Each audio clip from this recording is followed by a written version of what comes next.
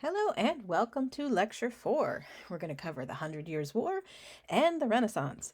Okay, here we go. Okay, so last time we talked a little bit about Joan of Arc.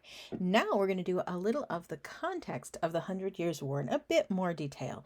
Not too much because we do have to move along, but I'm going to give you a little more background at the very least. Okay, so the Hundred Years' War starts for a variety of complicated reasons. It is going to last a little more than 100 years, about 116, between 1337 and 1453. And it's important for our class and for the study of the transformation from the medieval into the modern world because this span of time and this particular conflict really demonstrates and encapsulates the transformation of warfare, both technologically, tactically, demographically, really from a very sort of hardcore medieval approach into something that looks a lot more recognizably modern by the end. So let's talk a little bit about how that unfolds. First off, I'm going to give you a tiny bit of background as to the causes of the war. Now, this is important when we talk about the transformation of Europe toward a more modern way of doing things as well, even though on the surface it doesn't seem that way, because here we're encountering a problem that is going to pop up over and over in the next few centuries in our lecture. We're talking about a situation I like to refer to as bigger and bigger fish in a smaller and smaller gene pool. What I mean by that is that the kings, rulers of the countries in Europe, England, France, Spain, the Holy Roman Empire, parts of Italy, these rulers are consolidating power. That's part of the transformation toward modernity. The medieval way of doing things, if you remember, nobles, dukes, counts, other types of nobles, had a lot of very localized power, and they really shared a lot of the decision making in each of the regions of Europe. What happens as Europe becomes more modern is that kings are doing their level best to grab power and pull it toward themselves, and they start to succeed. But as they do this, one of the techniques they use to consolidate their authority is choosing marriage partners for their children and heirs. They're going to be choosing to marry only into royal households. Whereas if you were to go back to, say, I don't know, pick a year, if you were to pick the year 900 or something, it's every bit as likely that the King of France would marry his daughter off to one of his nobles or a duke from the Holy Roman Empire or somebody who wasn't necessarily the son of a king as not. Once you, however, get closer and closer toward the modern world, certainly by the 14th century, the 1300s, royal families are making a concerted effort to keep partnerships royal. They're doing this for a couple of reasons. One is that this has the best potential to benefit their country going forward because they can use these marriages to forge political alliances, diplomatic alliances. Also, these marriages can be very lucrative in that goods and lands can change hands. Quite a lot during them. And so they're looking for that. But at the same time, the other thing they're trying to accomplish is cutting out an avenue toward influence and power for their nobility. They want to make sure, if you're the king of France, you want to make sure that the Duke of Aquitaine doesn't have a quick route to claim your throne by simply marrying his daughter to your son or vice versa. So they're trying to cut the nobles out, at the same time improve their own power, and they're doing this by marrying into other royal families. There's a downside to that, though, and it has to do with the number of other royal families that are available. Now, they're not that picky about it. They are, they'll go a bit afield, and they're fairly careful. But what happens if you're marrying your royal children to other royal children and that's the only people you'll choose is that there aren't really that many people to choose from, not that many families to choose from. And if you repeat this action enough times, you're simply just marrying into the same families over and over and over again. Eventually, that's going to cause some genetic problems. We're going to see a little bit of that fairly soon. in French history, and it's going to go on from there. But even before that starts to happen, what you see are logistical problems. And that brings us to the beginning of the Hundred Years' War. Here's the deal. Okay, brace yourselves. You don't have to remember any of this. This is just for your background information. There was a king, Philip IV. He had three sons and a daughter. He marries his daughter to the heir to the throne of England, Edward II, who inherits and ultimately becomes the King of England. So Princess Isabella's married to the King of England, but he's got three sons. So he's like, no problem, France will pass to one of them. And sure enough, when Philip dies, it goes to his son Louis X. Louis, however, has a really rocky marriage. It doesn't go that well. It's really kind of a disaster. He has a daughter, but it's commonly believed that his daughter maybe isn't his. They're not real sure because Louis and his wife did not get along. And so when Louis dies, or is about to die, the French kind of flip out a little bit, the people who are close to the king, and they pass a law because they don't want Louis's daughter, who's probably illegitimate, to inherit. And legally, there's nothing to stop her from inheriting because she is, on paper at least, the daughter of the kings. But they don't want her to, so they pass a new law, which was not in effect. I just want to emphasize that. In the Middle Ages, barriers to women inheriting, owning property, occupying titles were much lower. It's kind of a thing that is surprising to students sometimes, but you find many more women moving in high circles of power in the Middle Ages than you do in the modern period. But anyway, going on. Louis cuts his daughter out, and they pass a law saying that the throne can't pass to a woman. So, since the throne can't pass to a woman, Louis doesn't have any sons. The throne then goes to his brother, Philip V. Philip is going to rule for a while, but in a twist, he's not going to have any surviving sons at the time that he dies, only daughters. And so the throne can't pass to Philip's daughters either, which is a bit of a problem for the French because they like Philip and his wife and his daughters, but too bad, can't go to them. So it then goes to his next younger brother, Charles the fourth, sorry. And Charles inherits, but then Charles dies without any male heirs. And this brings us to the big fish in the small gene pool problem. All of the brothers are dead. Their sister's still alive. She can't inherit directly because of that law, but she has a son. And so the next person in line, the grandson of Philip the Fourth, is Edward III, the King of England. This is, as you can imagine, a little bit of a shock and a problem for the French. They're like, uh-oh, shoot. The last thing we want, if you're French nobles, and you're already kind of fighting, if you're one of the dukes in France, the Duke of Gascogne or wherever, you're already fighting this attempt of the French throne, the French monarch, to grab up more power at your expense. You don't want that to happen. And so the idea of the King of England also inheriting France and controlling them both is a nightmare because, number one, that's a huge amount of resources to be controlled by one person, and it would give Edward the power to really throw his weight around in France and force these nobles to obey him and squeeze more influence than he's already got. The second problem is particular to England.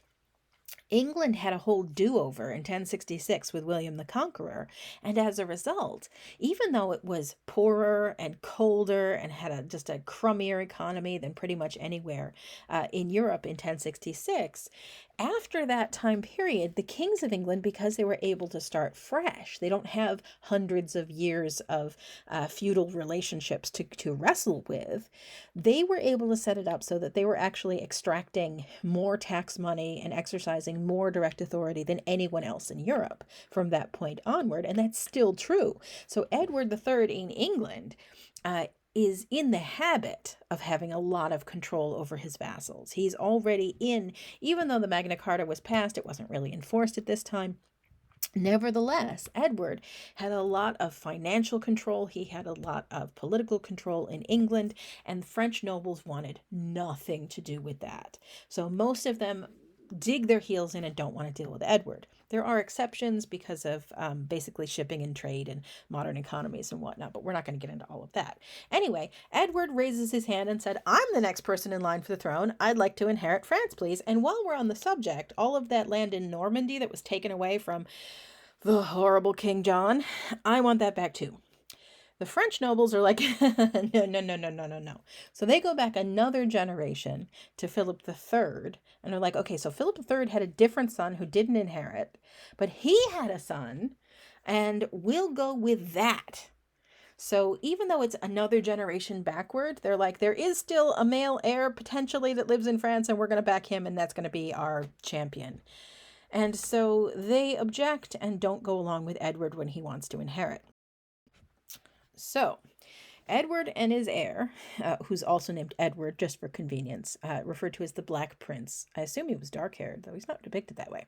Anyway, they declare war with the dual purpose of reclaiming the throne of France, or claiming the throne of France, and recapturing the land that Richard and John screwed up in the 1200s. So the French nobles put together their army, and there are rising tensions.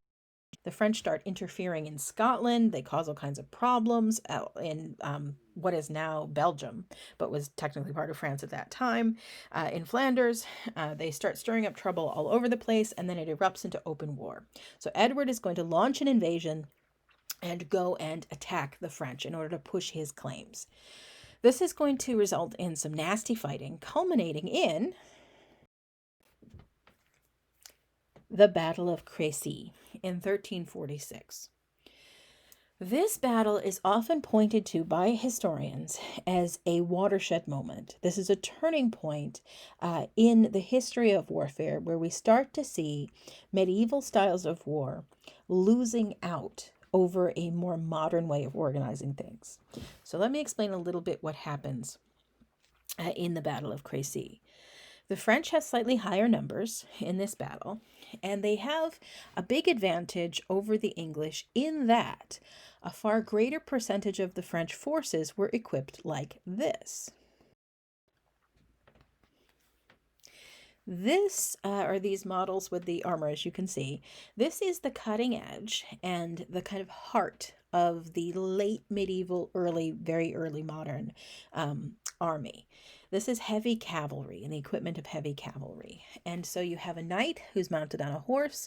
The knight and the horse are covered in plate mail. This is something you see in the late 1300s and early 1400s, into the 1400s. Chainmail still has a role to play, especially covering the bendy parts of like your elbows and various other places it's not convenient to cover with actual hard plate. But for the most part, the wealthier, anybody who was middling to high in terms of wealth and status, was using plate mail. And that means you are encased in this armor. Now, it's several different pieces. It does move, and it's kind of strapped around a person. They're not nearly as immobile as you might think in this. But they wear a helmet that covers basically the whole face with relatively limited field of vision, and they are just so totally coated in this armor, and their horse is covered in armor as well, so that once they take the field, even if you had a relatively small number of mounted knights equipped in this way, and there always was a relatively small number, compared to modern armies, because each of these knights had to supply their own armor. They had to supply their own weapons. They had to come up with this whole equipment. They had to supply their own horse that they trained with and had a good relationship with. And just like polo players of today, because it's so high, it's so demanding on your horses, and because they had a tendency to injury, you couldn't have just one horse and be an effective warrior in this style. You had to have a small string of horses. So 2, 3, 4 horses that you could trade out when they became fatigued, or if you had to fight several days in a row or anything along those lines. So you had to come up with all of this, which means you had to be wealthy. Most of the people who could afford this complete kit are nobles in one form or another. Not all of them are super important, but they're all nobles in one form or another. This is a very medieval approach to warfare. And that means that their numbers are going to be limited.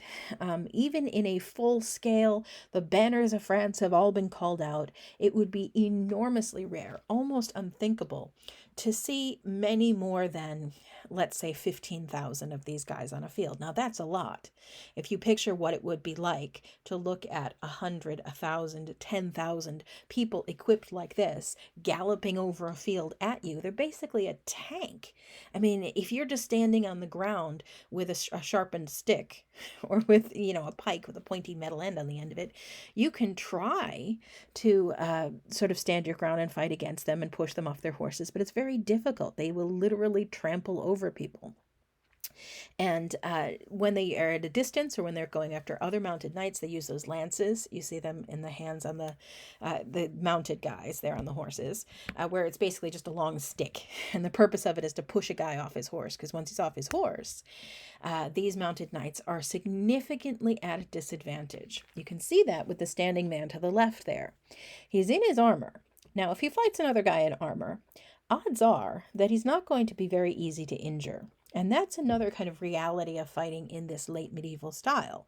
If you can afford this kind of equipment, casualty rates for you and your cohort are shockingly low compared to modern standards. If you rode out into battle, you had every reason to believe you'd survive the day.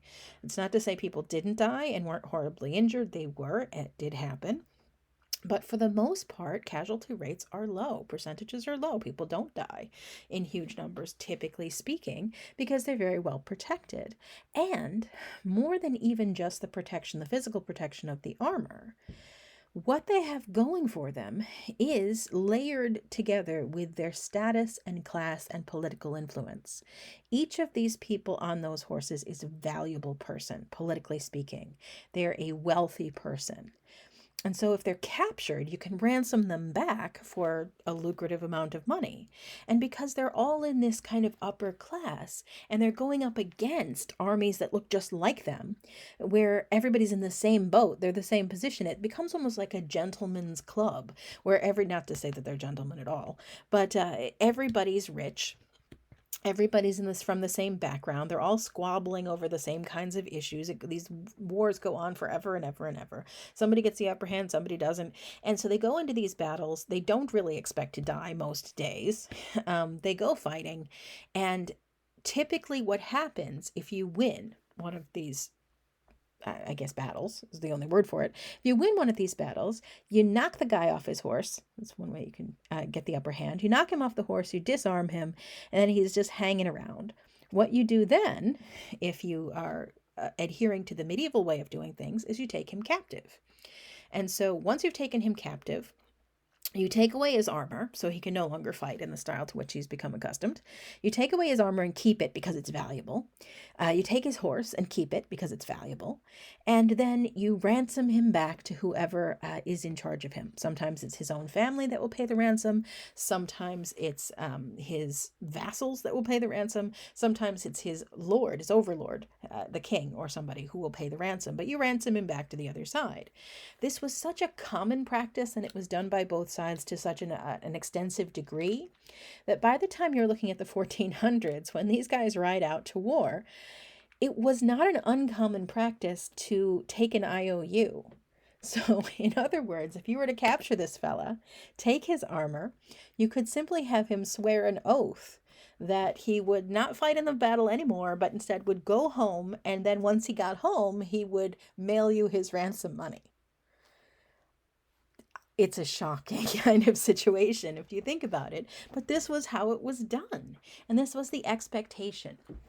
You didn't slaughter your enemies' captives because you didn't want your captive to be slaughtered. It was one of those kind of agreed upon ways of fighting war because the key of your army was not very large, and it came from a class of people that was not easy to replace. Learning to fight this way on horseback in heavy armor, the armor itself weighs about 60 pounds. Maybe a little more, maybe a little less, depending on your exact equipment and size. But the sheer investment in being able to fight in this way made these guys incredibly valuable and incredibly hard to replace. You couldn't afford to lose them by the 100 or by the 1,000. It just was unthinkable. One of the disadvantages, now I skipped over this, so I'll just kind of emphasize it now. Look at the guy standing on the left and check out his feet. Those boots are not made for walking. That's pretty standard for what you find in these mounted knights. This outfit was never designed to be used by somebody fighting on foot. The sword that they use long swords that have a great, they're very useful if you're fighting on horseback because it gives you more range, but they're heavy and you can use, and that's also useful because you can use the weight of the sword to kind of swing down on people. Again, kind of like polo, if you picture it that way. This whole outfit is designed for a person fighting from a height, from the back of a horse. So his shoes, his feet there, are in these metal armor boots that come to a point so that he can kick somebody in the face if they're standing on the ground trying to defy him. And so his sword is designed also to fight from horseback.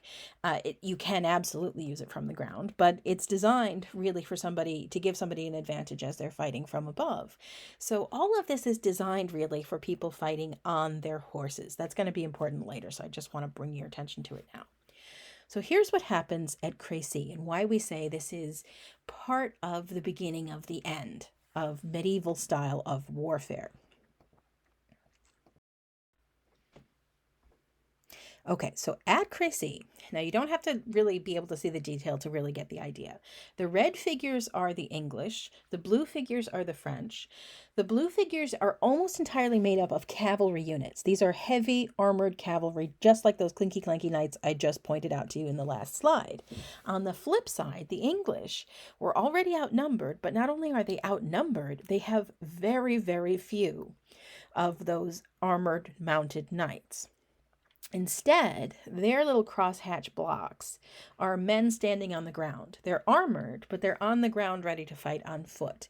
And then those little arrows that are next to them are ranks of archers, specifically longbowmen, people who use English longbows. We'll get into that specific piece of technology in just a bit. Now, Edward in 1346 realizes that he is in trouble. The French have showed up with a lot of cavalry. And according to traditional wisdom, what should have happened is that he and his guys would be creamed, absolutely overrun by this cavalry. But Edward doesn't want that to happen. He and his heir are there. This is going to be a decisive battle for the French if they can win it, and he has to do whatever he can to stop that from happening. So they create earthworks, they dig pits, and put up obstacles so that the cavalry can't just charge straight forward or their horses will stumble and be injured and fall and it just won't work. So they can't charge straight at the guys. Then they arrange these kind of like funnel places where they can squeeze the French cavalry into a relatively narrow field and then from the flanks shoot at them from the longbows. Now, the French do have some from archers as well, crossbowmen. Crossbows are effective weapons. They are very powerful, but they have a limited range in terms of accuracy. The longbow is superior in that way.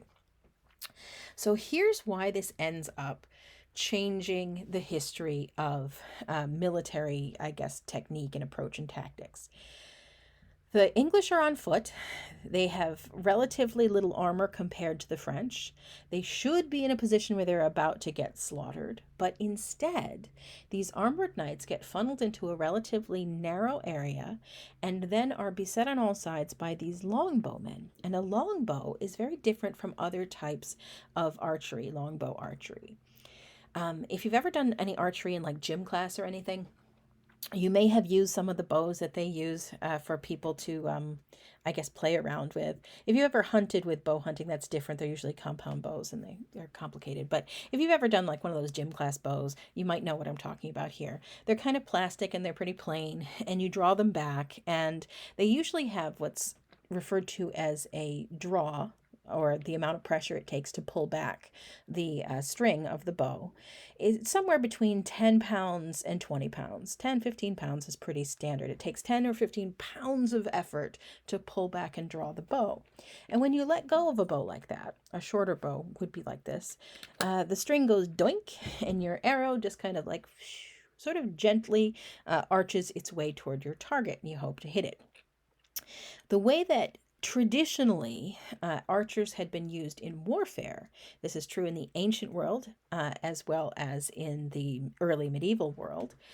Traditionally, there were two kind of ways. You could have recurved bows that you used like from horseback. You got to close range and then shot arrows directly at your target from pretty close up and then wheeled around and galloped off on your horse again.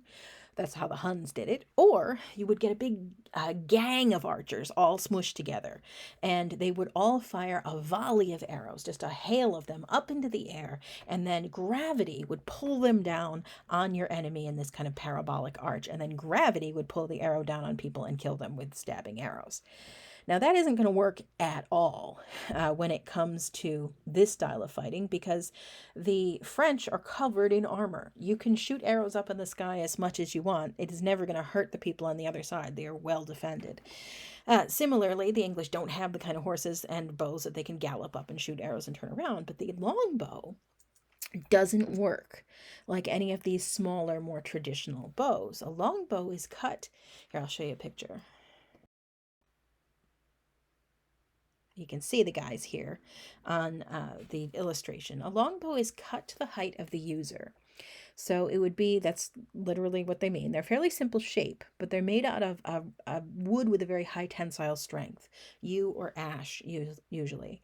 And it would be cut to the height of a user, so it would be as tall as you are. And what makes it a different kind of bow is that instead of having 10 or 15 pounds of pressure it takes to pull back the string of a longbow, it takes somewhere between 80 and 120 pounds to draw a longbow. It's very difficult. You have to be quite strong in order to do it. And there's various techniques that will help you make that possible. But the difference is when you let go of the string of a longbow and loose that arrow, instead of going doink and arching gently through the sky, that arrow goes like a bullet, just straight ahead.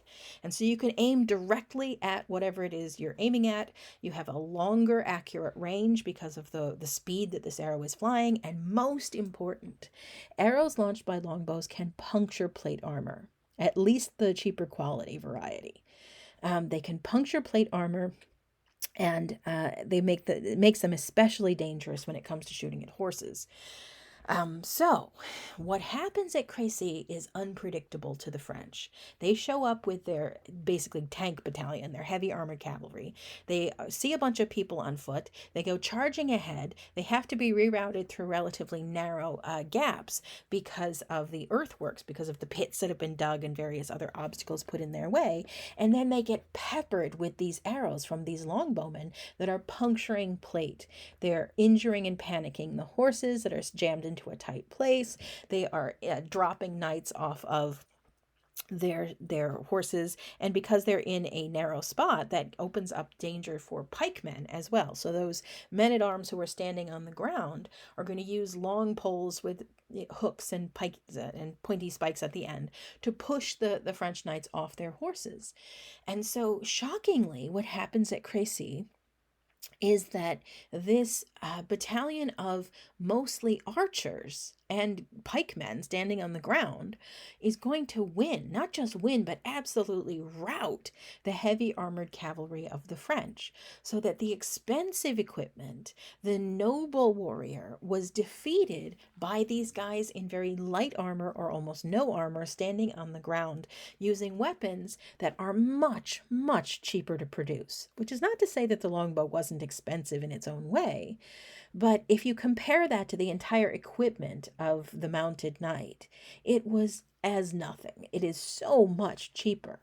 It makes it possible to use a totally different kind of soldier. And that's what this little piece I've excerpted here, written by Edward III, really sheds light on. Here, Edward III is kind of making a pronouncement, and he says, whereas the people of our realm, rich and poor alike, are accustomed formerly in their games to practice archery, whence by God's help it is well known that high honor and profit came to our realm, and no small advantage to ourselves in our warlike enterprises, that every man in the same country, if he be able-bodied, shall, upon holidays, make use in his games of bows and arrows, and so learn and practice archery. This is a really important idea in the transformation from the medieval into the modern world. Here you have the King of England encouraging every man in England to use bows and arrows in his spare time, practice archery, and get good at it because he sees his potential army in the future being drawn not just from those rich nobles, but importantly from everybody, from the class of peasants, from people who don't have enough money for armor, from people who traditionally would not take part in war. He's saying, you are the future. You're going to be the side I'm going to lean on in order to get an advantage militarily. That changes all kinds of things. It changes the composition of the army, logically enough. It diminishes even further, and this is something we'll touch on now but get into in more detail in coming weeks. It diminishes even further the influence of the local nobles. When kings absolutely needed them in order to fight wars, that meant that the king had to really work hard to make sure that the nobles were going to do what he said, that they were going to come when he called. He had to keep them sweet, and that often meant bribes as much as threats. And if he can instead go around that and appeal directly to common people, well, there's lots of common people. If he can equip them directly by paying for longbows to be built and just handing them to people to practice with, then it's possible for a king to have an army loyal directly to himself, working directly for him, that will counterbalance the influence of that noble military class. That's going to be very important. It also is going to change the experience of warfare significantly, but that's down the road a little yet. Okay, so the 100 Years' War becomes chaotic. The Battle of Crécy happens in 1346. Then, in 1348, bum, bum, bum, bum, the Black Death breaks out. This is part of why the 100 Years' War lasts 116 years. In the middle of it is a massive plague. So, the plague breaks out. There's all kinds of chaos and destruction, and things get back and forth. And I'm just going to summarize the rest of the next almost 100 years by saying that what happens in the conflict between the English and the French after that becomes really messy. There are alliances that get betrayed. There's arrangements that get broken.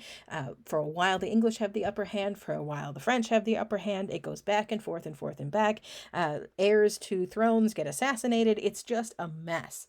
The whole thing is really chaotic. And it just fights back and forth to no particular solution over that whole time period. Fighting is not constant. It will break out for a while. There'll be an incursion by English forces. There'll be an alliance with places like Burgundy, and there'll be an outbreak of fighting. And then it might die down for as much as a year, 2 years, 5 years, 10 years. It depends on where you're living. In some places in France, all of this fighting really takes place in France, none of it in England. But in some places in France, they might not see any fighting during the 100 Years' War. In other places, it breaks out periodically. It really is not a massive, full, total war by any stretch of the imagination, but it does kind of go on unresolved for years and years and years. Then we have a repeat.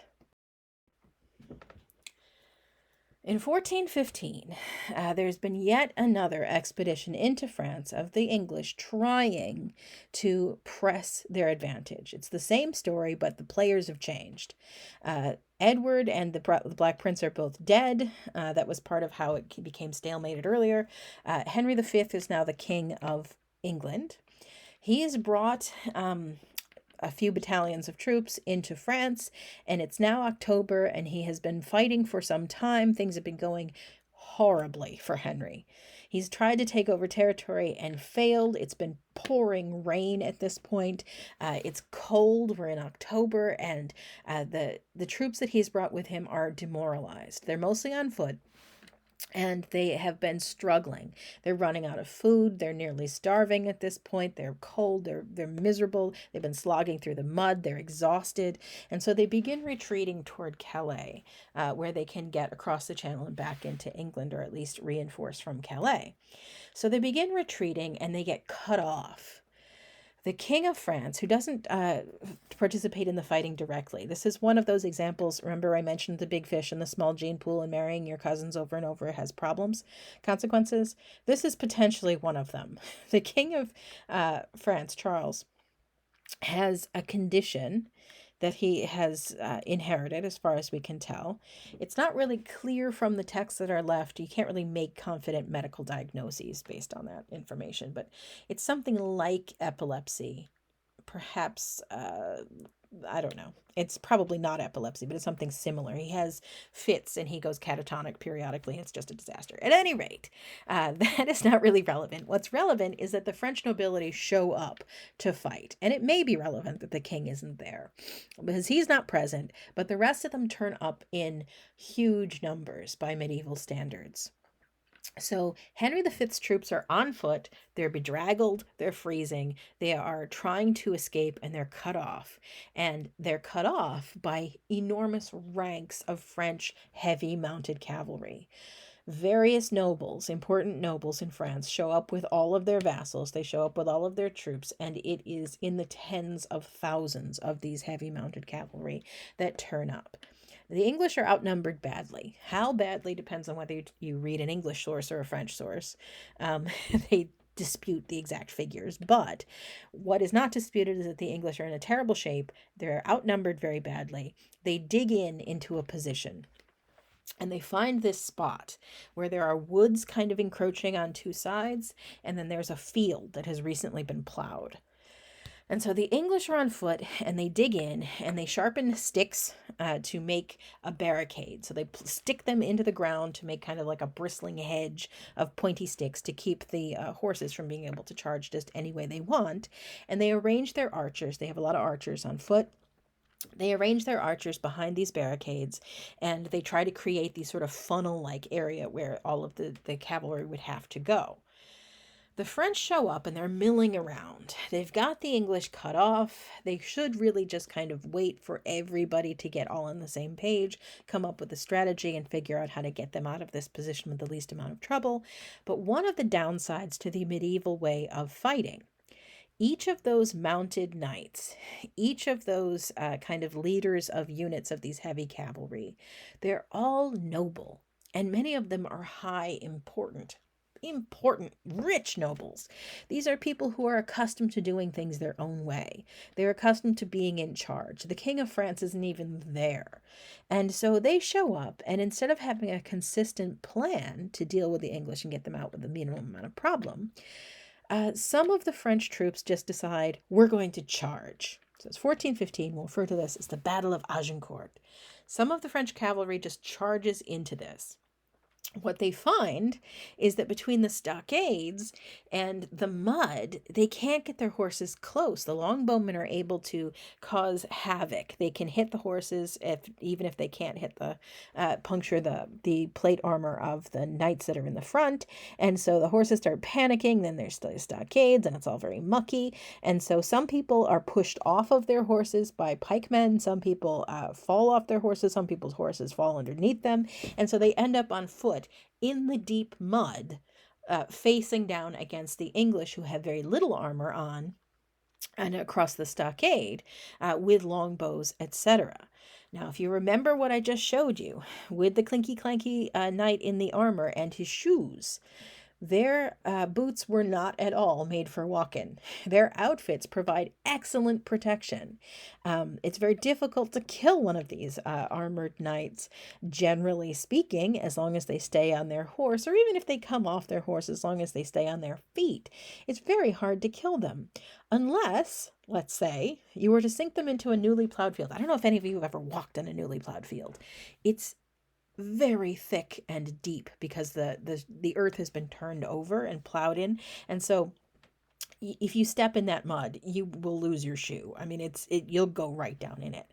And so these knights are in outfits that are heavy, inflexible, unwieldy, and don't offer a very good field of vision. Then they get on foot in the mud, and they all get knocked down, and they get hit by arrows, and it becomes a massacre. The English use their stockades and their earthworks and their basically logistical orientation to their advantage. They use the field and the mud to their advantage, and so these heavy knights, this heavy cavalry, is utterly destroyed by coming up against the English longbowmen standing on the ground, pikemen standing on the ground, peasant soldiers, in other words. Not only peasant soldiers, but freezing, starving peasant soldiers are nevertheless able to take advantage of the kind of hubris of these cavalry when they went charging into this horrible situation without a real plan. They all get knocked down. And then this is where you can point to this battle and say, yet another, even though it was similar to Crécy in many ways, we have the longbowmen triumphing over the heavy cavalry. You can point to it and say it's yet another step toward modern warfare, because Henry's in a terrible situation. He doesn't have any food. He doesn't have any resources. Even though he could easily have taken many of the knights that are knocked to the ground captive in the old-fashioned way, he thinks about it and decides, the typical practice is to ransom these guys back, and then I'll just have to fight them another day. And the reason that kings typically do that is because they're afraid if their own knights get captured, they want them treated the same way. They want the option to ransom them back and get them back and not lose that investment. But the fact is, my army no longer depends on heavy cavalry. It's not even that useful to me, frankly. So instead of ransoming back people he could have taken captive, he gives the order to his men, and the guys knocked to the ground are killed. So instead of simply surviving this, losing a suit of armor, and going on to keep fighting in their gentleman's club another day, they go into this field, and up to 40% of the French nobility, because so many of them showed up to fight in this battle, is killed in the Battle of Agincourt. It was a massacre, and it has long echoing consequences, because the people who die are not just ordinary Joe people. Not that that wouldn't be bad enough. It is. We're still talking about relatively small numbers by modern standards, but it's a terrible consequence to the French, because this is enormously politically destabilizing. You've just wiped out as much as the sort of 40% of the French current sitting political leadership. And now they all have to be replaced by their heirs and successors. And you have to have another generation of people learn how to fight and come into the battle and whatnot. It really is the final nail in the coffin that demonstrates that this old style of mounted cavalry is not going to work. It's not even something the King of England sees himself using in the future. He's willing to burn this bridge. He's like, I don't care if you murder my heavy armored cavalry in retaliation, because I don't use them. And this is the nasty, sinister part. I don't really care if you murder my captured longbowmen and pikemen, because they're not noble anymore. They're not rich. They're not important politically. So if they die, 100 of them, 1,000 of them, 10,000 of them, oh well. And this is the nasty side of the transformation toward modernity when we talk about warfare. Armies are going to shift. They're no longer going to be a specialist occupation just for the nobles. Instead, military matters are going to be shunted more and more onto the shoulders of common people. This has some positive consequence. Common people are going to be able to leverage that into, you could argue, more political influence and power at the expense of their landlords, for instance. But that's a slow and difficult process. In the short term, it's going to have two consequences. And one's kind of medium term, I guess. But in the short term, it's going to have two consequences. It diminishes the power of the local nobles and increases the power of the king. And then, kind of the middle consequence, is that it is going to create a situation where armies are going to get bigger and bigger and bigger. Warfare is going to get deadlier and deadlier and deadlier. And the experience of war is going to transform from something like a more or less constant pastime of a ruling class into an experience that causes massive, far-reaching, devastating consequences for people.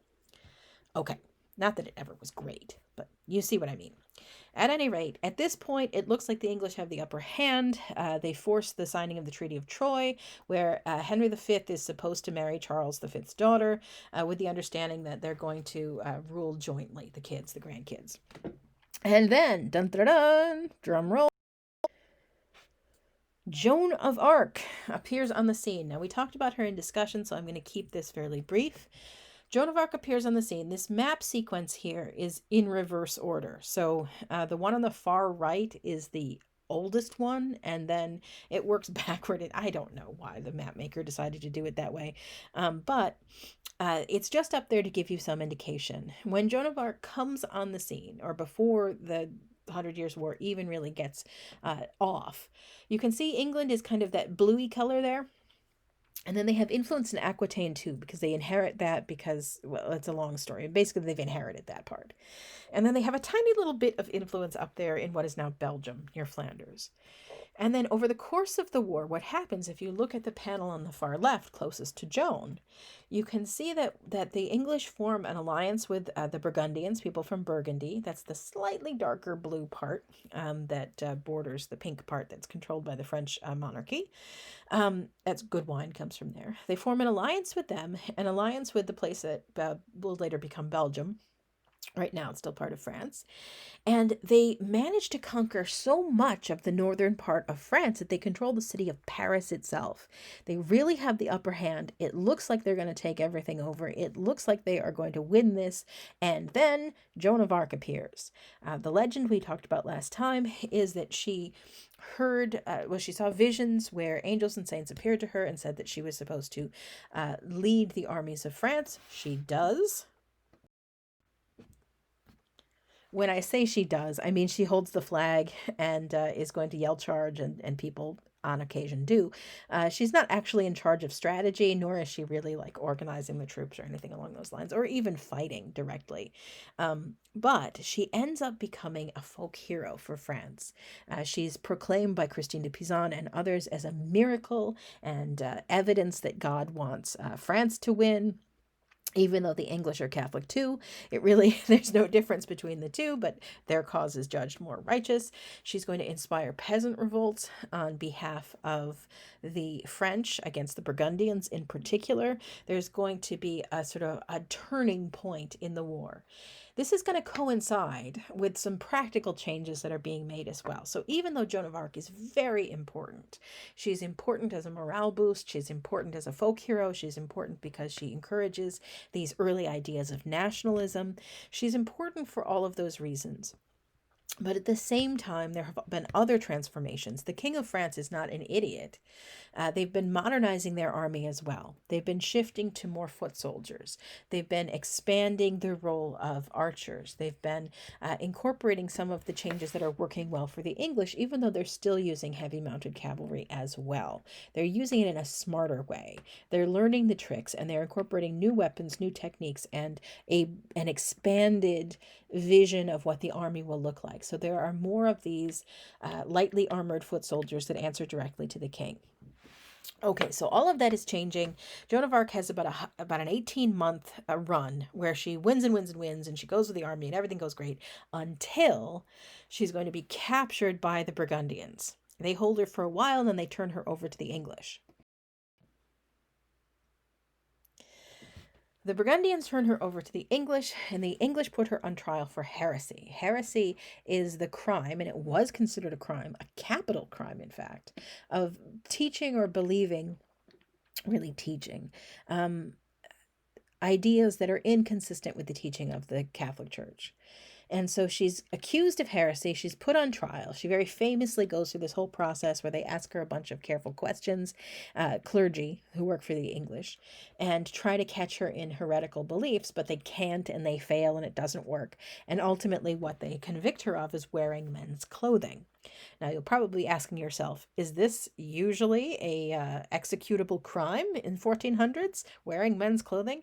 No, it isn't. It isn't the sort of thing that people are typically getting even put on trial for, much less executed for at the time. But the English are desperate to get her for something.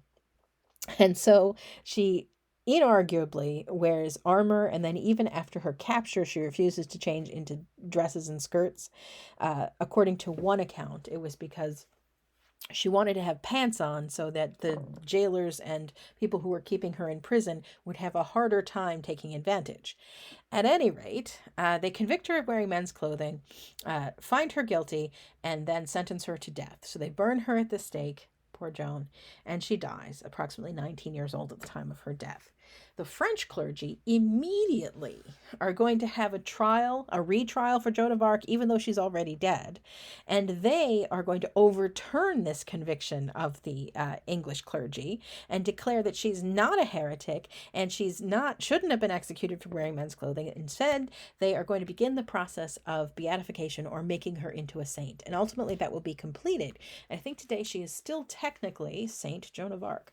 So even though we're talking about two branches of the same church, they are working directly at cross purposes according to their national interests. Okay, so Joan, she dies. She's proclaimed as a martyr. She's held up as a folk hero. There are peasant rebellions. The sort of ball she got rolling is going to continue. The King of France is going to continue modernizing his army. And this ultimately is going to be one of the reasons that the 100 Years' War is held up as this transformative conflict. From the beginning to the end, the whole process of warfare undergoes a transformation. By the end of the 100 Years' War, both sides are using lightly armored infantry in larger numbers than you ever saw fielded traditionally in medieval armies. They're both using ranged weapons like longbows and crossbows to a greater extent.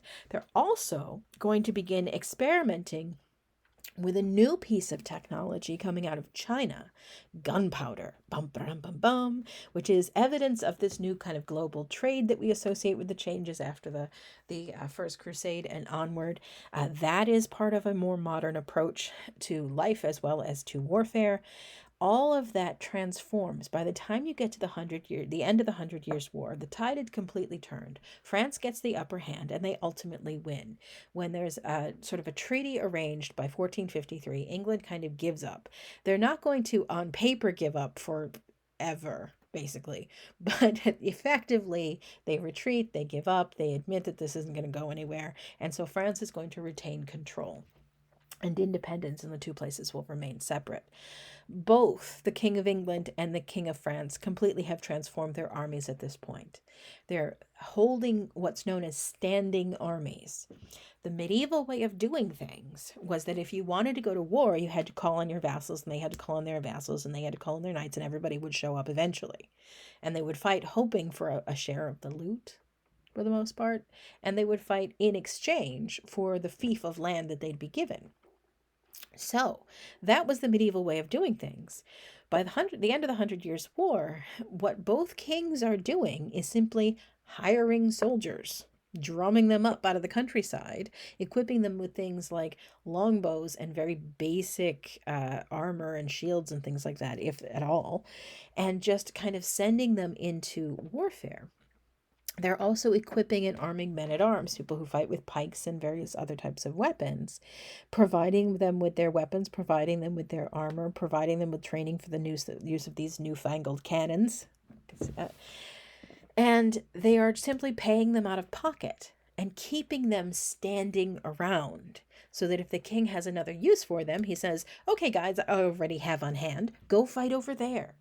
This is going to ultimately transform warfare and political power, because by having this at his fingertips, the kings now suddenly have a military advantage over their nobles, not just over the people from other countries, but over their own local nobles as well. So that if the Duke of somewhere decides he's not going to do what the king wants, the king has the means to go and attack him immediately.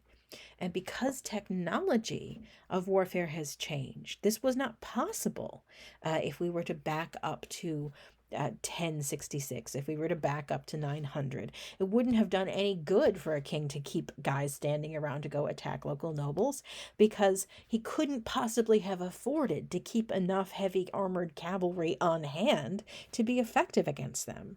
But now we have new kinds of warfare that that absolutely destroy the advantage of the heavy armored cavalry. And so everything is going to start to change around military and warfare and the experience of politics in Europe. Now, let's move on to the Renaissance. Bum, bum, bum, bum. And here we're talking about the Italian Renaissance. There's going to be a bunch of different movements, all kind of referred to as the Renaissance here and there.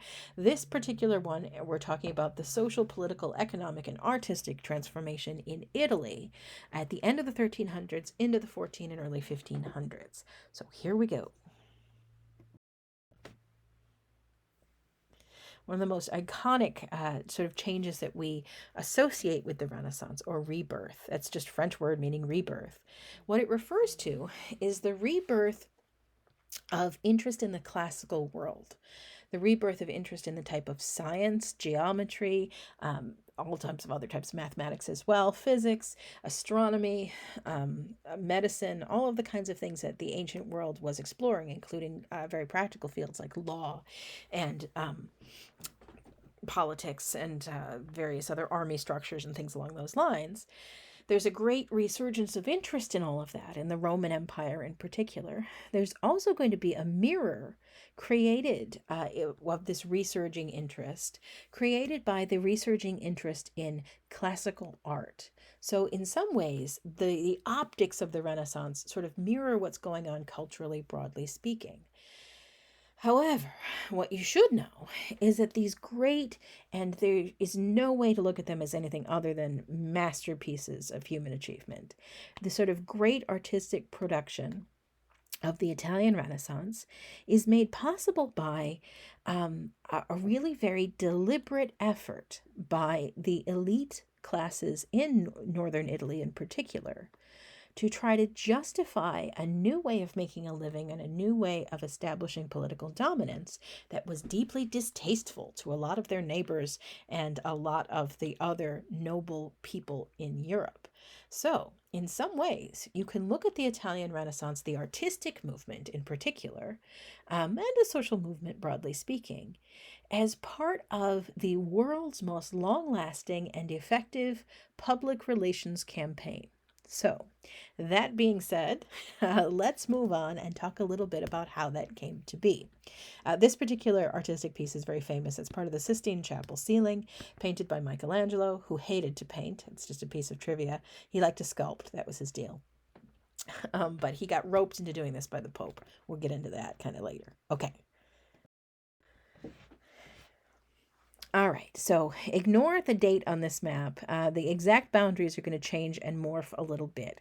What you need to know about Italy in the late 1300s into the 1400s is that each of the Italian city-states that had united in the Lombard League to fight against the influence of the Holy Roman Empire, they were independent and self-governed. Almost all of them established something you would describe as a republic. So there's kind of limited participatory government. So I don't think there's anything that looks at all like true democracy in any of these Italian city-states. There's no place where everybody has a vote and they, try to make it really democratic. But in all of them, or pretty much all of them, I'm fairly certain, in all of them, what they establish, in the northern part at least, are republics, which involve a ruling council usually, where members are elected based on the votes of prominent citizens, people who have property, there's various different means by which they decide who gets a vote and who doesn't. But there is at least some representative government where citizens get to vote on who they want to be on the council, and then the council comes to decisions about what to do, politically speaking. Now, what happens in each of these city-states? They're all self-governing. They are separate from each other. They will occasionally join together, as they did early in this period, to fight against outside influences like the Holy Roman Emperor. But once that threat is past, they are going to spend centuries basically fighting and squabbling amongst themselves on a low level. It's not ever a massive campaign, but it's constant, where city-states will fight back and forth and back between each other.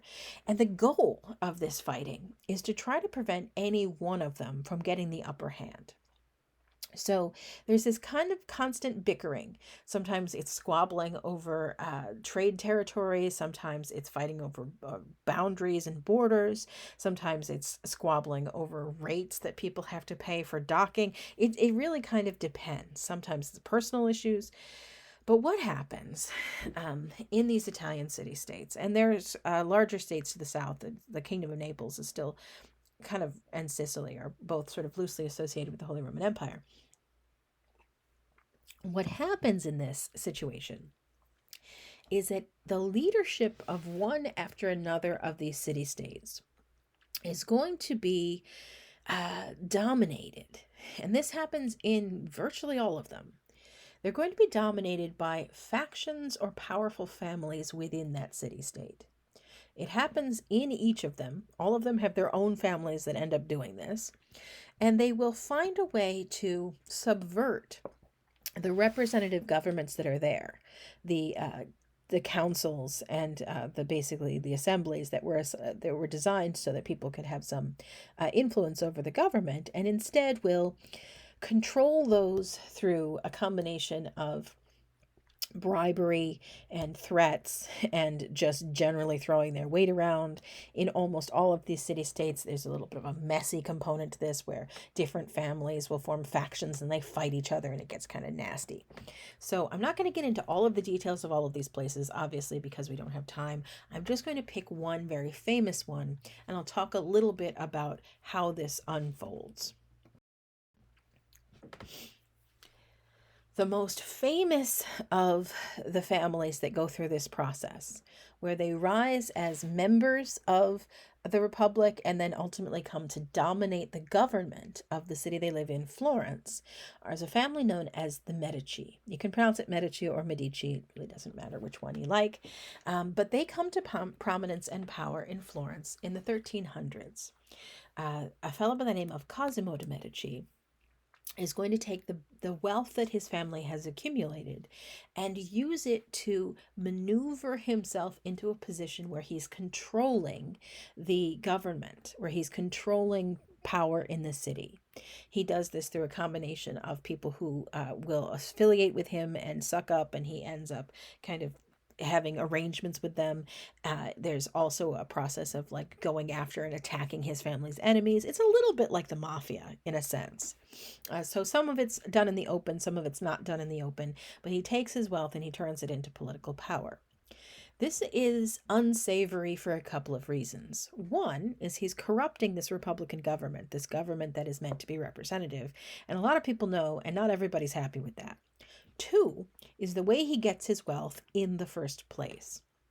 The Medici are not traditional nobles. None of the leaders of these Italian city-states are. They don't make their money on farming. Everybody else in the Middle Ages in Europe made their money on farming, but that's not the case in Italian city-states. They make their money in trade. The Medici go one step more unsavory in the eyes of their contemporaries. They make their money in banking. Now, this is particularly problematic for people who live in the later Middle Ages, because according to the Catholic Church, lending money at interest is a sin. It's described as usury. We still have that word in English, and it's usually applied to people who are lending money like payday lenders at really high interest. But in the Middle Ages, if you're talking about 1389, usury was applied to anybody who lent money at interest at all. It was considered a sinful thing to do.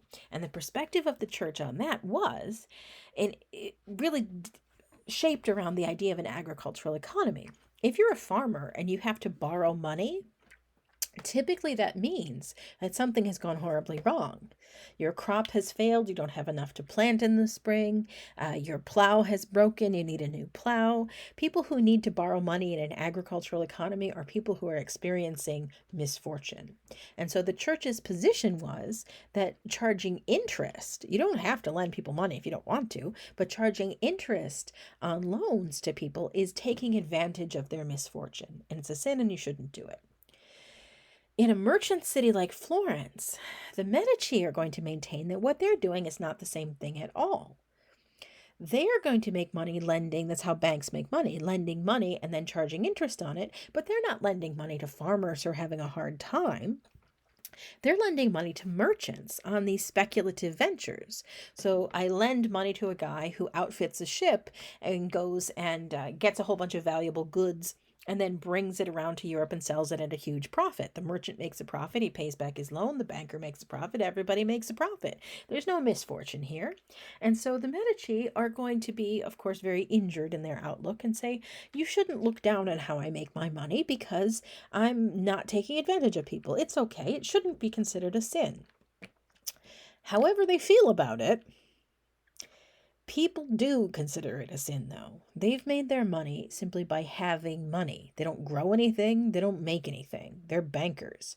Even today, if you were to ask people about professions they trust, and you were to say, how trustworthy do you think banks are? Well, maybe not the bank where you put your savings and loan in, but how trustworthy do you think the banking industry is? People don't trust them. The bankers use math that most people don't know how to do, calculating interest. They are going to lend money and collect money simply because they had money in the first place. People look down their noses at them. The church kind of sneers and doesn't think that this is a legitimate, righteous way to make a living. Traditional nobles are going to absolutely sneer at these people who become very wealthy. The Medici get rich and rich and rich and rich, but they're not noble. They don't have any traditional titles. They don't have any history of fighting with swords and being vassals and lords. They don't have any of that. And so they're in a position where they're rich, they want to be powerful, but they have to convince people that they deserve that status. They have to convince people that they haven't made their money in a gross, dirty, filthy kind of way. Instead, that they are noble and deserving and have qualities that set them above the common herd. So, Cosimo de' Medici is going to make moves to take power in the city, and then his grandson, Lorenzo, Il Magnifico de' Medici, is going to ultimately take over the family business. And he's going to come into it from the same perspective of his grandfather.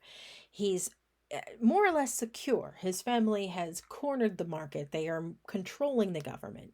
But he has a lot to prove in trying to demonstrate that they deserve to be leaders. They're trying to take a page out of the Roman emperors, I guess, if you will, where Julius Caesar and then the first emperor Augustus are going to insist in their biographical writing, their autobiographical writings, that they didn't want to be in charge of things. It's just that everyone in Rome begged them to take over stuff because they're the only ones who can handle such a difficult job. They pull the same kind of line in Florence, the Medici do. And so in order to justify that, Lorenzo de' Medici is often held up as the model of what's known as the Renaissance man. Not only does he take a very sharp interest in the business of his family, running the banks, figuring out how to move and invest his money in the most effective way possible, he begins a full-scale, all-in public relations campaign and becomes, both personally and as the leader of his family, an enormous patron of art and a style setter for the city and beyond. So he is going to study all kinds of things that the common person couldn't even aspire to study, and that traditional nobles usually didn't even bother with. He's going to study things like mathematics, philosophy, poetry, dancing, architecture, the natural sciences like biology and that kind of thing.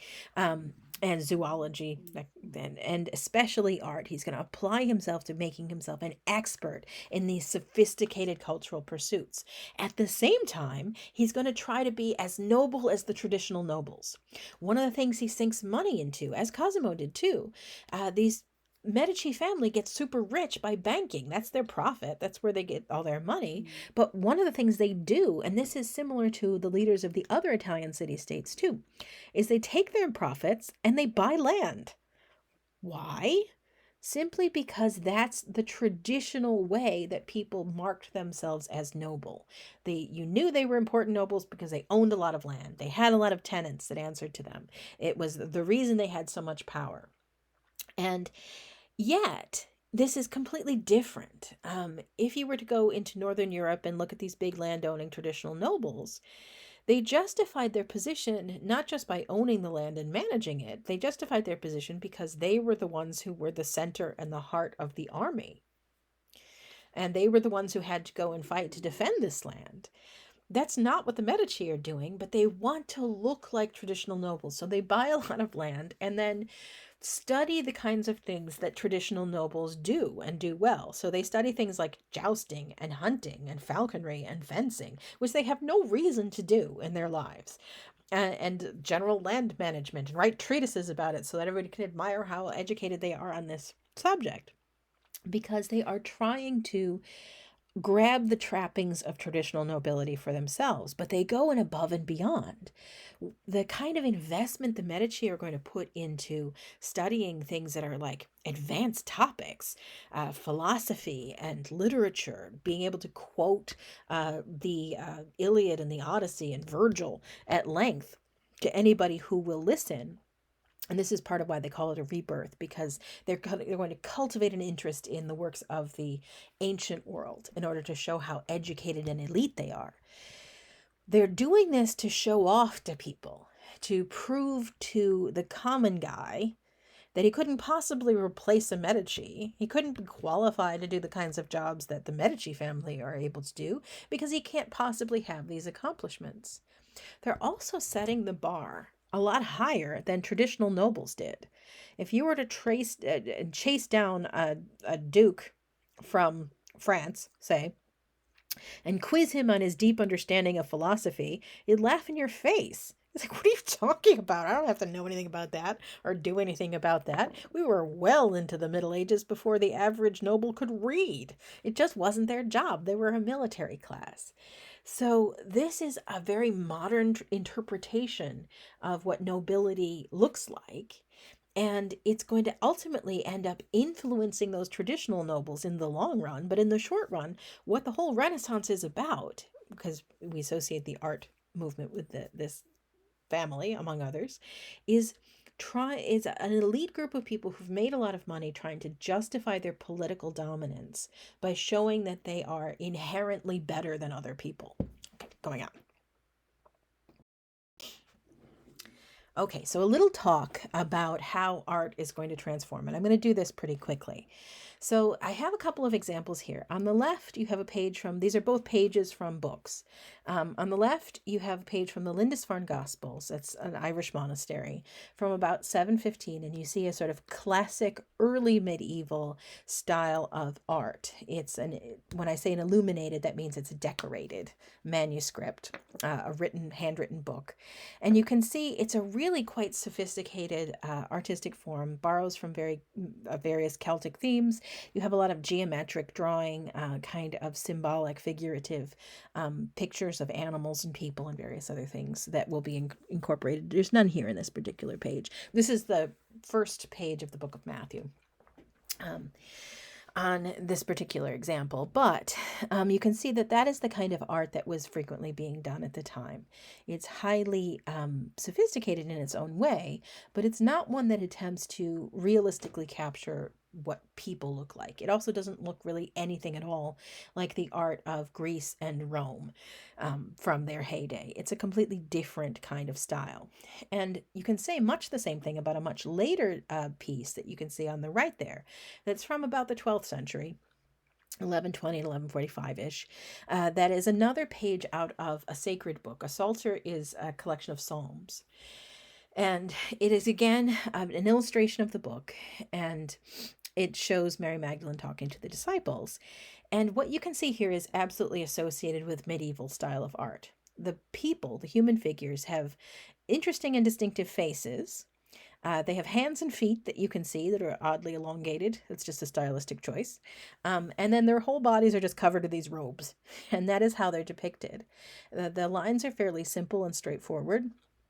And there's no real perspective, so that things that are in the background are not like presented as they would look in real life. They're all kind of like stacked on top of each other. This is very much a deliberate choice of artists who are decorating these manuscripts. It does not reflect at all a lack of skill or an inability to do art in different ways. It really is a stylistic, deliberate decision. The purpose of art in much of the Middle Ages is to illustrate, and the consumer of art, the people who are paying for it, are really predominantly the church. There will be some high nobles as well that pay for art, but even the subjects there are usually religious or something similar to religious in nature. And the paintings and sculptures themselves really serve a function to illustrate stories. They're meant to remind people of the story of what's going on. If you can't read, they're meant to show it to you as a kind of visual reminder of how you've orally heard the story. And they're designed with that in mind, so that the purpose of it, as you look at it, lots of times they look almost comic booky in the way that they're drawn, or even sculptures. I'll show you the next bit.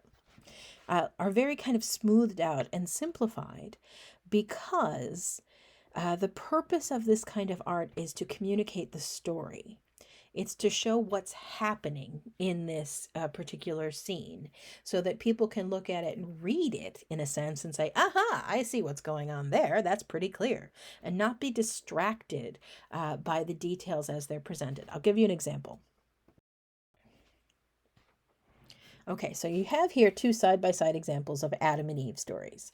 On the left, you have a sculpture that sits above the entrance, one of the entry portals to Notre Dame de Paris, which is the big Paris cathedral. That's very famous Gothic cathedral. And it was completed sometime around 1225. And it's the story of Adam and Eve. And it's really, really clear. If you go underneath it and you glance up, you're like, two naked people. And there's a tree and an apple and a weird snake woman. Clearly, what's going on here is the Adam and Eve thing. So you look up at it and you're like, Adam and Eve. I'm reminded of that story. I perhaps think about the theological implications of it. On the right, what you have is a Tintoretto painting from 1550. Now, it's a painting, not a sculpture, so obviously that's a little different. But here, you have a totally different purpose, a totally different approach, artistically speaking. On the left, the bodies of Adam and Eve are kind of smoothed out. They look almost, they've had like the Barbie and Ken kind of treatment, where the point of it is not to get distracted by how their body looks or how realistic they are.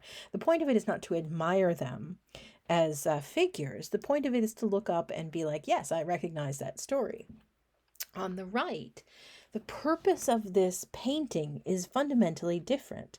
This is Adam and Eve once again, and you can tell there's an apple. It's a giveaway. Plus there's conveniently placed foliage guarding the really naughty bits and an arm.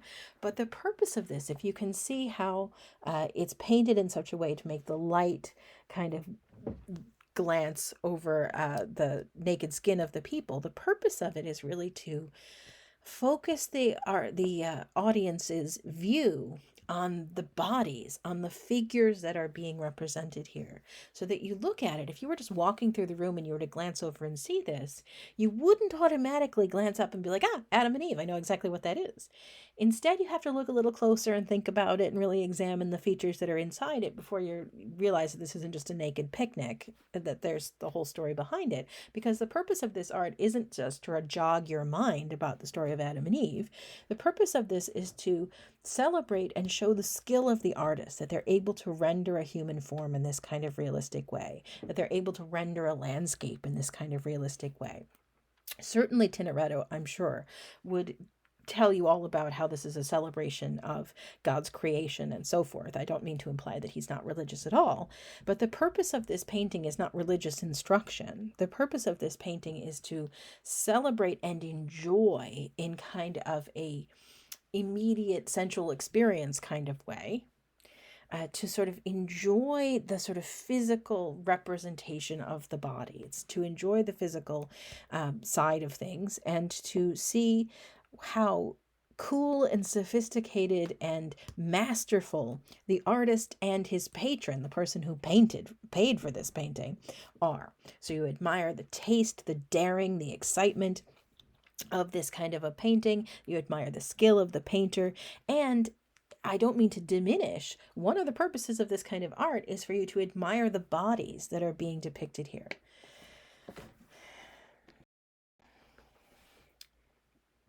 You see the same kind of thing both Bible images and Bible scenes and classical scenes are used very heavily during this time period in the Italian Renaissance, partly because it's an excuse to show nudity and everybody wants to look at and buy nudity. It's nothing really has changed.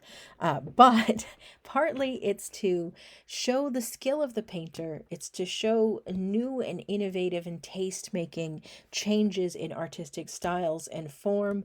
You can see the evolution of perspective where things that are further away look like they look to the eye, so they shrink into the background, etc.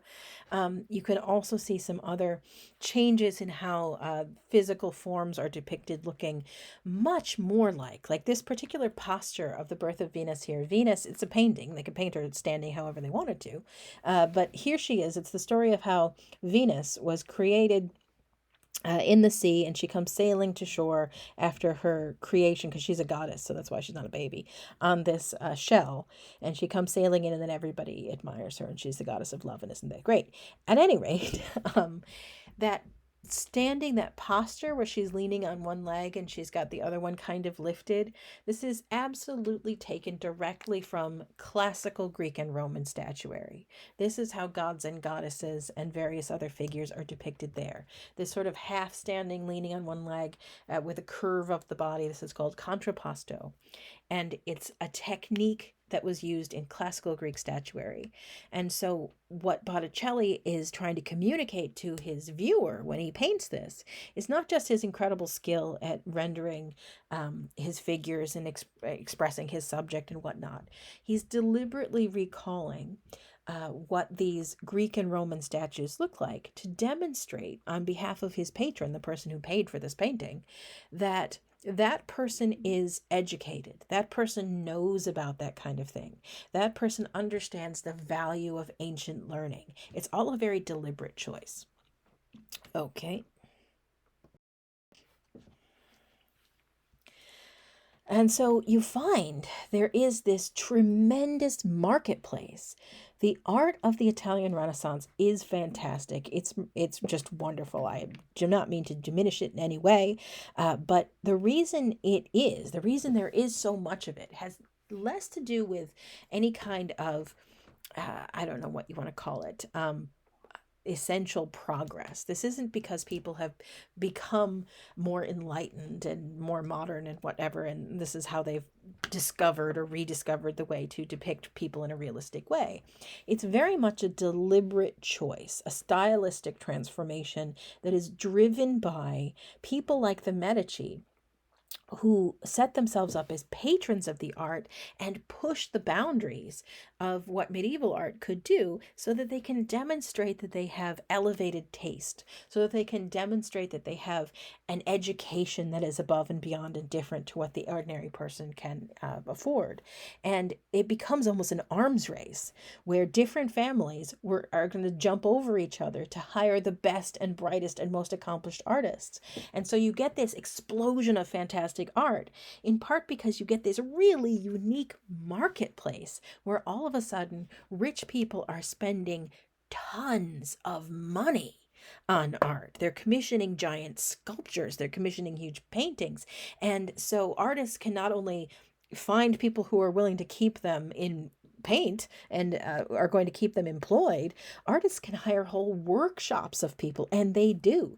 The major artists of the Italian Renaissance will have dozens of people working for them. They'll have people who mix their paints, they'll have people who prepare their canvases, they'll have people who fill in all the coloring bits, they'll have people who do all kinds of things. That's just the painters. Sculptors also have workshops of people who will help rough out shapes, who will do kind of the extra work. So the products of these great artists end up really reflecting the products of a whole industry of producing art, and an industry that feeds off a competitive desire of these leaders of Italian city-states who are all in the same position as the Medici. They're all trying to justify their rise to power, even though they are working outside a traditional noble background.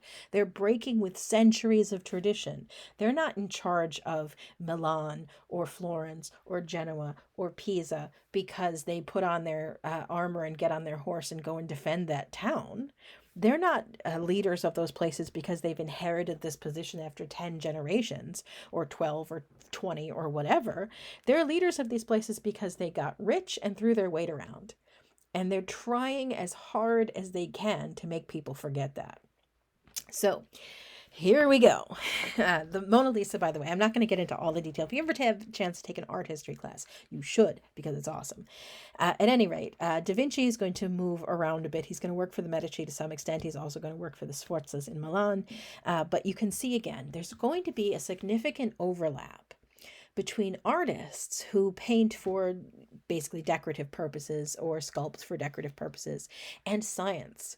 There's going to be this great kind of confluence as people are doing research and studying how to make the sculptures and bronze work, for instance, of the ancient world and apply that to new subjects in the 1400s and 1500s, they're also going to be exploring other things from the ancient world.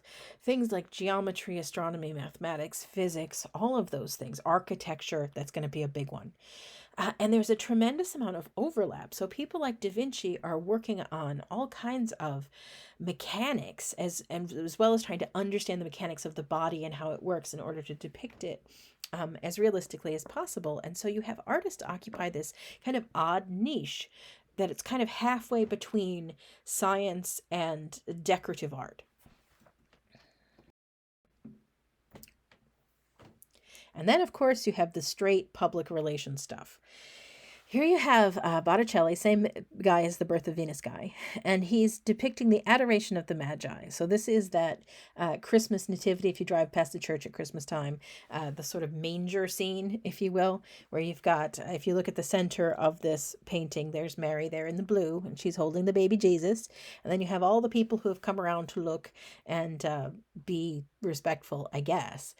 Some of them don't look all that respectful and aren't looking at Jesus, but what you will notice if you look very closely at the faces of the people who are assembled here, what you will notice is, number one, they're dressed like late medieval or early Renaissance, as we could say. They're dressed like Renaissance Florentines. So rather than being dressed like people who might have actually gone to Bethlehem to see Jesus, they're dressed like contemporary folks with the same hairstyles and clothes and all that kind of thing.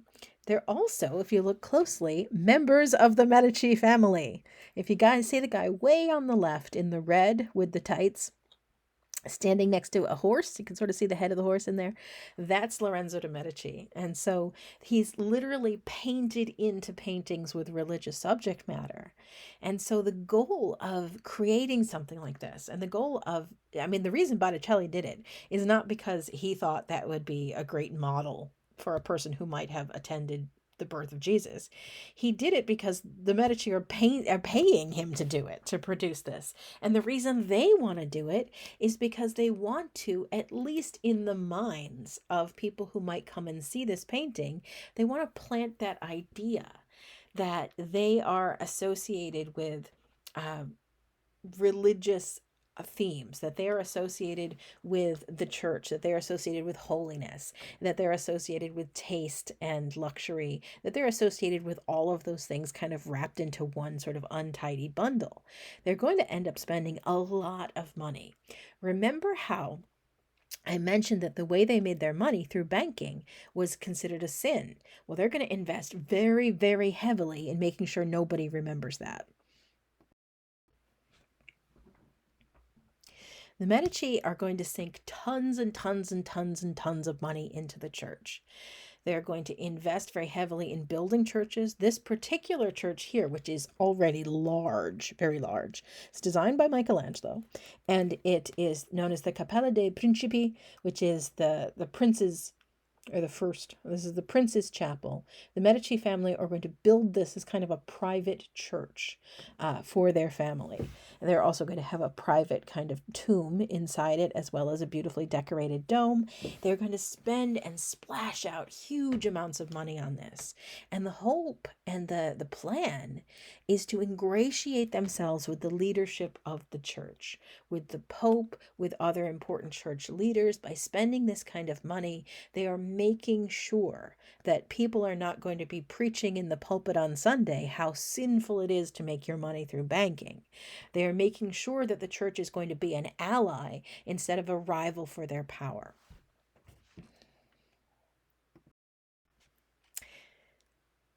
This is just a quick view of the interior of the chapel so you can see the top of the dome. Now, this Medici church is impressive. It's got a 60-foot tall dome, all of which required innovations in architectural learning, study of the ancient world, application of that to current building techniques. And this, again, is going to be one of those areas where artists and science are going to overlap. It's going to be artists who will compete for designing domes and new architectural buildings. It makes more sense when you think about the context of how much artists had to do research, how much they had to understand about historical buildings, historical sculpture, historical bronze casting techniques, etc. But even so, it's odd to current, like today's people often, to think about how when they went to design a dome, instead of hiring somebody who was specifically an architect, they went and are like, okay, we want to do a project that nobody has done. We want to design a structure, the type of which is really just not built until very recently, that used to be built in the ancient world. Who will I hire? I'll hire a guy who also will paint the interior. It's a little bit surprising. Okay, so the Medici Chapel is, of course, a tiny version of the biggest church. The Medici are going to sink a ton of money into this as well, although the other rich families in Florence are going to spend a ton of money on it.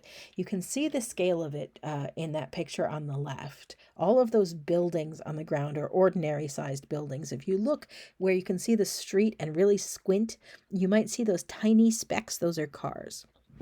And so the great church in Florence, the Duomo of Santa Maria del Fiore, this is where it's the dome of Saint Maria among the flowers of Florence. That's what Florence means. Is going to be completed in 1436.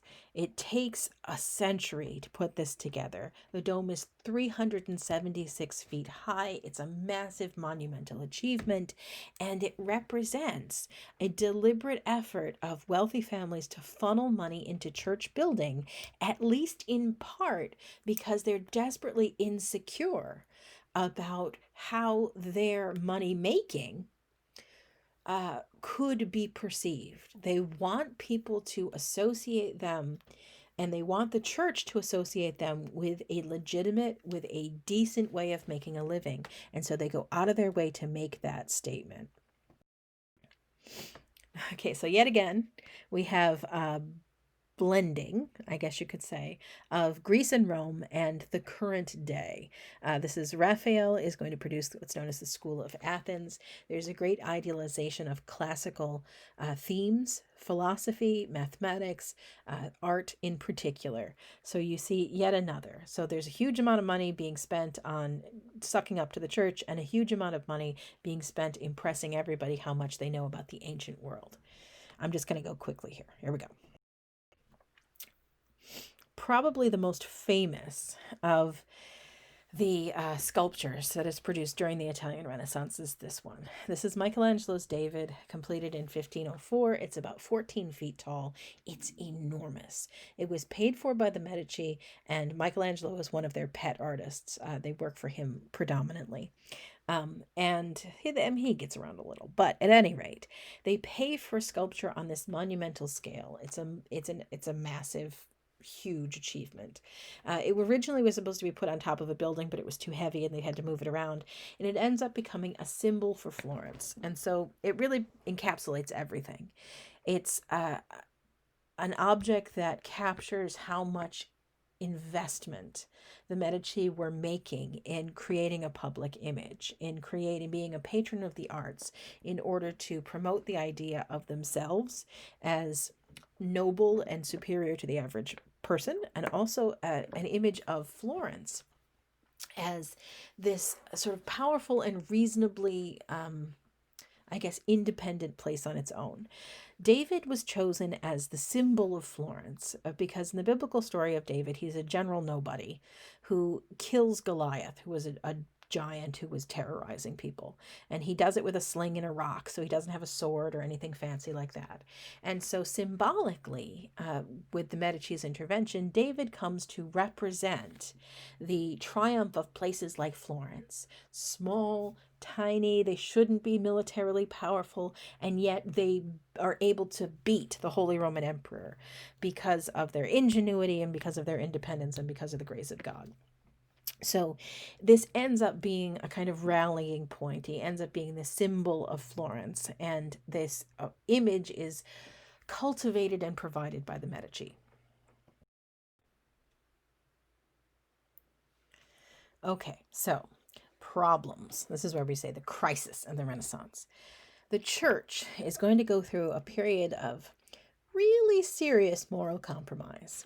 And we saw perhaps some hints of that with the Medici and their funneling money. And they're not the only ones of these Italian city state factions where families who've made their money and come to power in perhaps slightly shady ways are using their money to try to keep the church on their side through basic straight up bribery. The Medici aren't the only ones doing it, they're just the biggest. The church itself undergoes serious problems during this time period. A leader by the name of Rodrigo Borgia. He comes from Spain originally. He travels into Rome.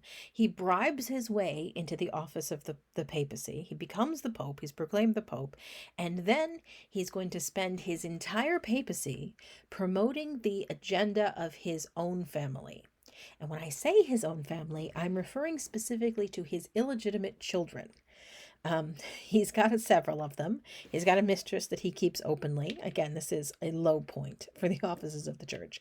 And he's going to spend all of his time and his money and his energy not on actually running the affairs of the church or looking out for people's salvation or any of the things that the Pope is actually supposed to be doing. Instead, he's bankrolling his son Cesare as a warlord in central Italy. The central part of the Italian peninsula was under the direct administrative control of the church at this time and for a century before and centuries afterwards. But what Rodrigo Borgia does as he sets himself up as Pope Alexander VI is he's going to take the money that people are tithing to the church, give it to his son to bankroll military campaigns to expand the boundaries of that territory, grab up land for his own economic benefit. In addition to that, as if that were not bad enough, we have the church bankrolling his illegitimate son to be a warlord in central Italy. As if that were not bad enough, he's also manipulating his daughter. And there's historians argue about whether she was in on this or whether it was all coming from her father and brother. But the long story short is his daughter Lucretia Borgia there, ends up becoming infamous and a symbol for everything that is morally bankrupt and wrong with the high church leadership at this time, because her father marries her off to a guy for political and economic influence. That's nothing strange.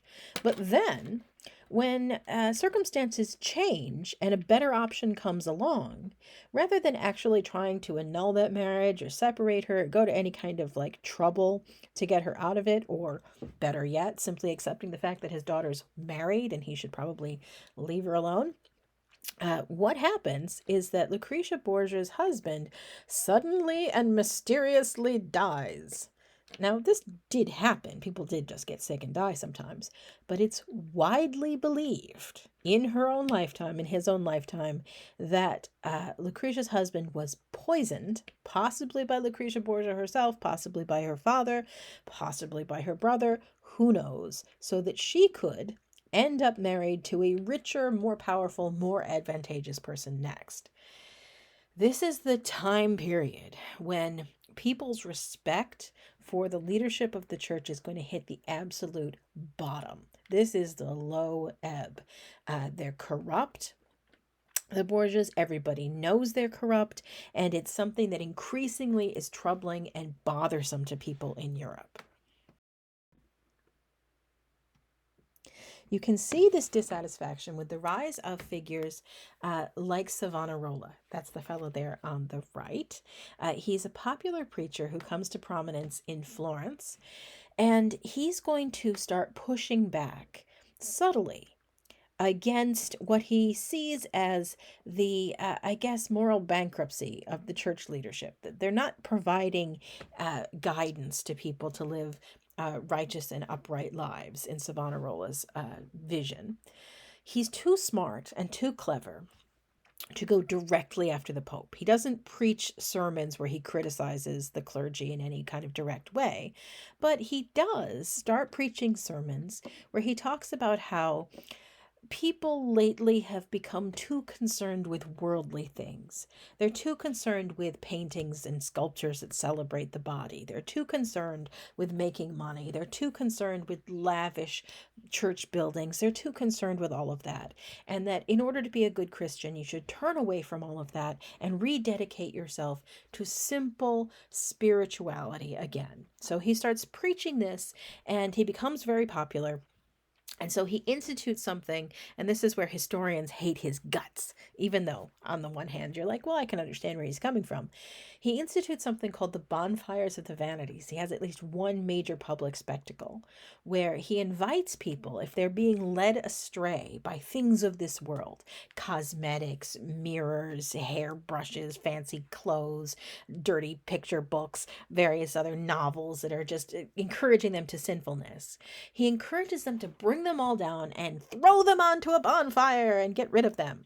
And so people, this was totally voluntary. This isn't like censorship going through people's libraries or anything. People bring down stuff that they felt was leading them into a life of sin and huck it onto the bonfire in order to reaffirm their sort of Christian piety. The reason historians hate this is because some very important stuff got burned up in this kind of display. Books are for the most part, okay because other copies exist and we didn't lose them forever. But Botticelli, the Birth of Venus guy, was so moved by Savonarola that he takes a whole bunch of his paintings, not that one obviously, and throws them onto the bonfire and they're lost forever. And art historians just screamed, as you can hear. But anyway, Savonarola is criticizing the messaging that's coming out of the office of the papacy. They're criticizing, in some ways, implicitly, the clergy of the Catholic Church for not doing enough to try to provide spiritual guidance for people. But he's not stupid enough to preach sermons that directly challenge the authority of the Pope or the Church. Nevertheless, he becomes popular, it comes to the Pope's attention.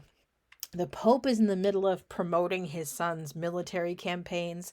They're in the middle of collecting, the equivalent of millions into the billions of dollars worth of contributions from the Medici in order to build fabulous new churches and decorate new churches. And it feels an awful lot like a critique, and they're not willing to put up with that. And so Savonarola gets in trouble. He gets put on trial for heresy, for fighting the authority of his clergy up. He's basically fighting the authority of the Pope and his supervisors. And then, predictably enough, because they're controlling the whole court system, Savonarola is convicted and burned at the stake. And so that's what you see depicted there. He's on a very big platform that was set up for this purpose in the middle of the square in Florence. So he's going to be burned at the stake in 1498. So he attempts to change the church from the inside, to try to create some reform, to try to undo some of this, what he perceived as this great turn toward materialism and away from spirituality. And he gets nowhere. He gets shut down in the worst and most violent way ever. But those ideas are not going to go away. Keep posted for that. Then, now this is going to be where we're going to finish off for today. Ludovico Sforza, the Duke of Milan. He is going to take part in that game I talked about at the very beginning of this discussion about the Italian city-states. They constantly fight back and forth with each other. They make alliances, they break alliances, they backstab each other. To give an example, and this is just a random example, Venice will get into a fight with Genoa about something, and the two of them will declare war. And Siena will decide that they're going to come in on the side of Venice, for instance. So they come in on the side of Venice, who are the ally of Venice, and Venice and Siena together are going to overwhelm Genoa, and Genoa will be beat down, and they will suffer some serious disappointment as a result. They're going to be disadvantaged. But then Siena and Venice will start to eyeball each other, and they'll become suspicious. What if Venice gets too popular now that Genoa is out of the picture? And so Siena will break the alliance with Venice, go back across, and form an alliance with Genoa, whom they just fought a war against Venice. And another round of fighting will break out where the teams have just reshuffled themselves. This kind of political maneuvering is absolutely typical of Italian city-state politics. The goal is to balance power, to keep any one state from becoming powerful enough that they could take over the others. And so there's this constant habit of shifting alliances to prevent that from happening. Now, in the course of trying to play this game, Ludovico Sforza, who is the Duke of Milan, finds himself in a disadvantaged position. He had to do some shaky things in order to come to power, which likely, we don't have any proof, ended up in him assassinating his child of a nephew who really should have inherited the Duchy of Milan, and coming to the throne in really kind of nasty circumstances. He's got enemies inside Milan, he's got enemies outside of Milan, and he particularly is getting trouble from the Kingdom of Naples. So he's got a beef with them. And so he looks at the Kingdom of Naples and he's like, who can I get to go after them?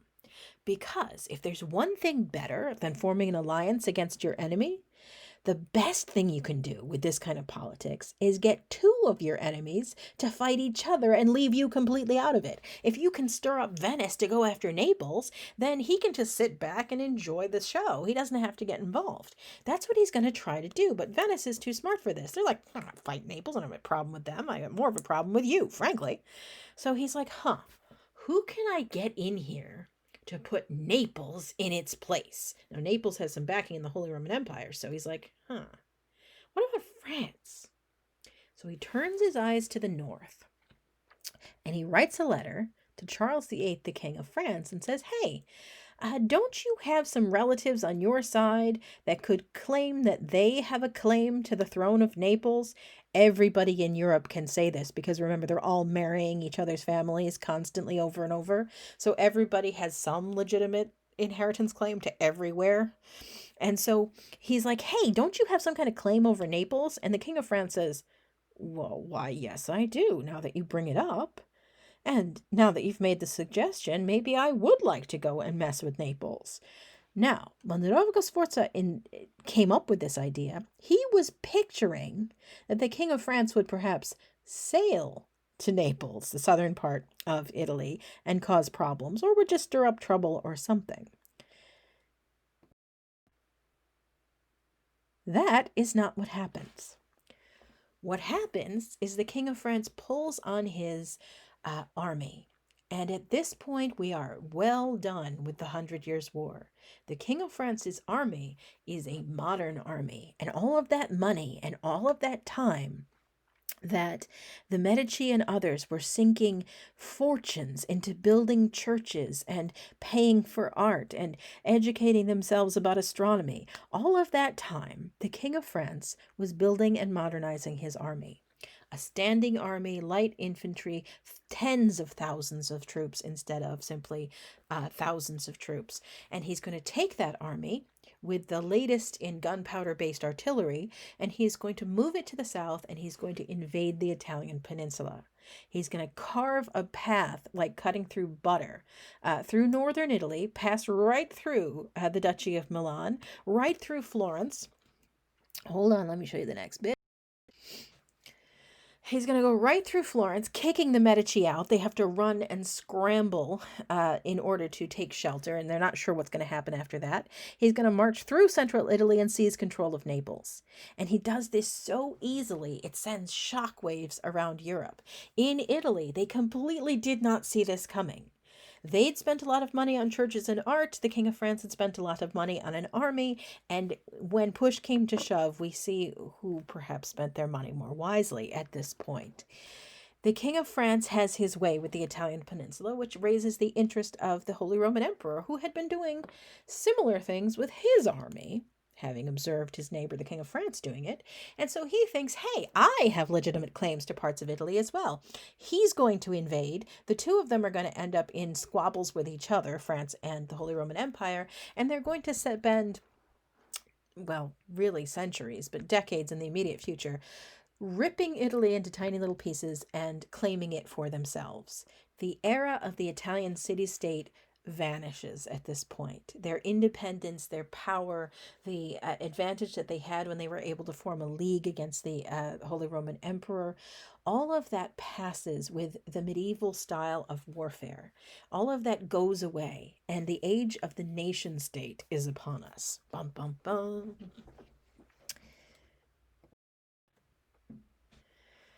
Okay, so all of this, once Italy is all ripped up and torn into pieces, is going to lead us to the rise of a new way of trying to survive and make a living in Italy.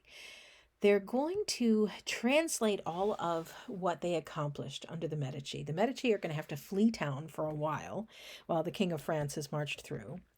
And once they're out of town, Florence is going to reinstate the Republic, that representative government where people are elected, and try to forge forward. However, the Medici they're still very rich, and they make a deal with the King of France. And the King of France is going to allow them to return to Florence and run it. But from now on, when he says jump, they say how high. It forges an alliance and a connection between them. But the Medici are no longer going to be truly independent leaders. They are, however, really important and powerful, and that causes problems for the last person in our lecture today. Niccolo Machiavelli. There he is. He worked as the secretary of the chancery while the Medici were kicked out of town. And while he was doing that, he talked a lot of smack about them. As it turns out, he said a lot of very unflattering things about the tyrants, the Medici, that were terrible in wrecking up Florence and making all kinds of terrible choices and leaving us open to conquest. And then the Medici come back, and it's really awkward for him. So he gets kicked out of town. And while he's kicked out of town, he writes his most famous work in exile. It's called The Prince, and it's a treatise. It's a book-length essay, basically, that is supposed to be, it's presented as a handbook for how to be a successful ruler. He dedicates it to Lorenzo de' Medici, and then he opens a question that historians and literary critics have never fully satisfied themselves that they had the answer to. We don't know whether he wrote this seriously and meant every word of it, or whether he wrote it ironically as a criticism of the Medici, or whether he wrote it as an attempt to give bad advice to the Medici, or good advice to the Medici, or a way to suck up and get reintroduced back into Florence and perhaps get his old job back. We don't know what his deal was. And making it even harder to know is a quote from one of his letters in 1521. I have never said what I believed, nor believed what I have said. But I can tell you this. Machiavelli's political treatise ends up being arguably the most influential document about political theory ever written in the Western world. So that's that. And this is the end of our lecture for this week. Thanks a lot. Bye-bye.